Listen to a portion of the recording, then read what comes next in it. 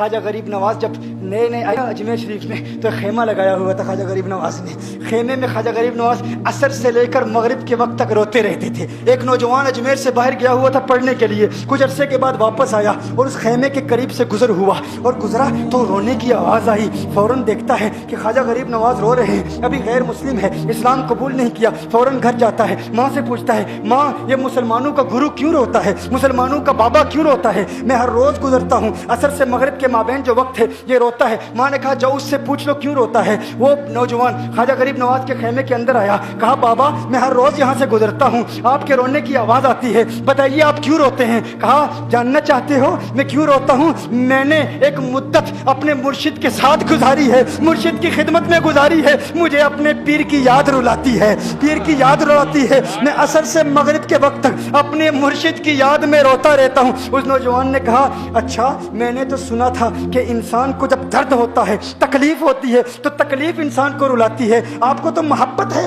یہ محبت میں بھی انسان کو رونا آتا ہے؟ کہا ہاں ہاں ہے نوجوان, انسان محبت میں بھی روتا ہے. کہا تو پھر مجھے بھی رونا ہے, میں بھی رونا چاہتا ہوں, مجھے بھی رونا سکھا دیجئے. کہا تو رونا چاہتا ہے؟ رونا چاہتا ہوں. کہا ٹھیک ہے, دو شرطیں ہیں, مسلمان ہو جا اور میرا مرید ہو جا. اس نے کہا میں ماں سے اجازت طلب کروں گا.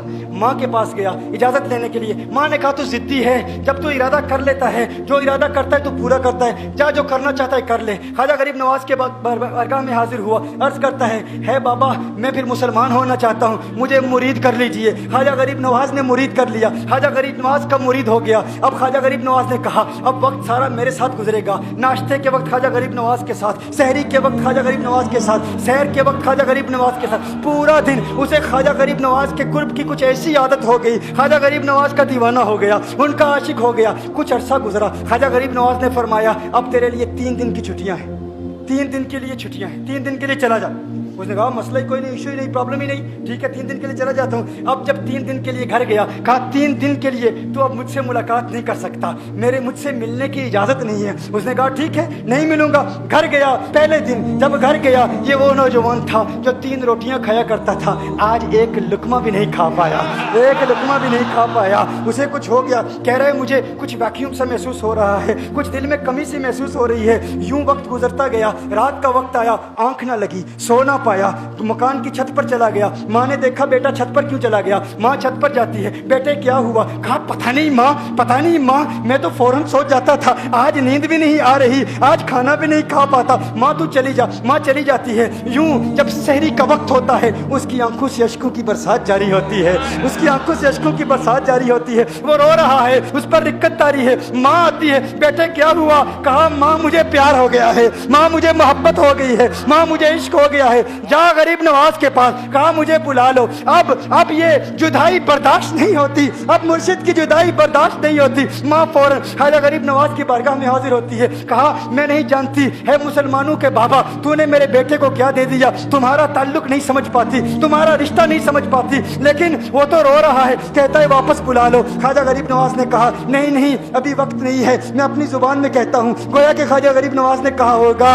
ابھی تو ابتدائی عشق ہے, روتا ہے کیا, آگے دیکھ ہوتا ہے کیا. تیری تمنا تھی, تیری خواہش تھی کہ محبت میں رونے کی عادت ہو جائے, ابھی تو ابتدا ہے. ماں کو واپس بھیج دیا, کہا واپس چلی جا. اسے کہا ابھی اجازت نہیں ہے, وہ واپس چلی جاتی ہے. بیٹے کو بتاتی ہے کہ ہے میرے بیٹے وہ تو اجازت نہیں دے رہا. کہا ماں سن لے, اب اگر نہ بلایا تو میں مر جاؤں گا, یہ محبت مجھے مار ڈالے گی. ماں اگر مجھے زندہ دیکھنا چاہتی ہے تو میرے مرشد کو راضی کر لے, میرے مرشد کو بتا دے اب یہ جدائی برداشت نہیں کر سکتا. ماں فوراً غریب نواز کی بارگاہ میں حاضر ہوتی ہے. کہا ہے غریب نواز کرم فرمائیے, مجھ ماں کی تمنا ہے, مجھ ماں کی آرزو ہے, وہ مر جائے گا. کہا ماں کی تمنا ہے, تیری بات مانتا ہوں, جا اسے واپس بھیج دے. وہ فوراً بھاگتا ہوا خواجہ غریب نواز کی بارگاہ میں حاضر ہوتا ہے. اس وقت خواجہ غریب نواز اپنے مریدوں کو درس دے رہے ہیں, ایک مجمع لگا ہوا ہے. وہ فوراً خواجہ غریب نواز کے دروازے پر کھڑا ہوتا ہے اور پھر مرید یہ منظر دیکھ رہے ہیں. خواجہ غریب نواز کو دیکھتا ہے, خواجہ غریب نواز اسے دیکھتے ہیں. اور میں نے کہا تھا نا نگاہ مست ملائی تو میں پلا کے اٹھے, جہاں وہ بیٹھ گئے میں قدا بنا کے اٹھے. خواجہ غریب نواز نے اس کی آنکھوں سے آنکھیں ملائی اور پوچھا اب پتا چلا محبت میں رونا کیسے آتا ہے, اب پتا چلا. اس نے کہا ہے غریب نواز کرم فرمائیے. فوراً غریب نواز नवाज को पुकारता हुआ गरीब नवाज के कदमों में आ गिरा, गरीब नवाज के कदमों से लिपट गया। अब मुरीदीन इस मंजर को देख रहे हैं और हैरान हो रहे हैं कि सिर्फ वो मुरीद ही नहीं रो रहा, सारे मुरीद रो रहे हैं, इस प्यार के रिश्ते को देख रहे हैं। और फिर एक अजीब और गरीब मंजर, ख्वाजा गरीब नवाज ने कहा, आज रात तूने खाना खाया था?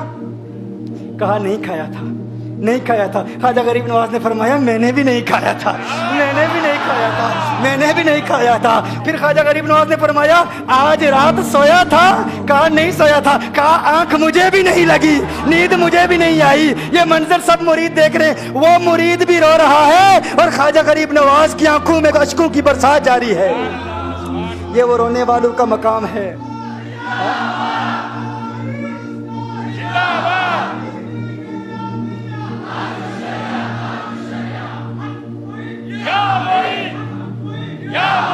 ये डिस्कशन हो रही है पीर और मुरीद की, और फिर ये आंसू बातें कर रहे हैं। मेरी दास्तान हसरत वो सुना सुना के रोए, मेरी दास्तान हसरत वो सुना सुना के रोए, मेरे आजमाने वाले मुझे आजमा के रोए। कोई ऐसा अहले दिल हो कि फसाना है मोहब्बत, मैं उसे सुना के रोऊं, वो मुझे सुना के रोए। मैं उसे ये रोने और हम रोने पे आ जाएं तो दरिया ही बहा दें। ये चिश्तियों का रोना है, हम रोने पे आ जाएं तो दरिया ही बहा दें। शबनम की तरह हमें रोना नहीं आता।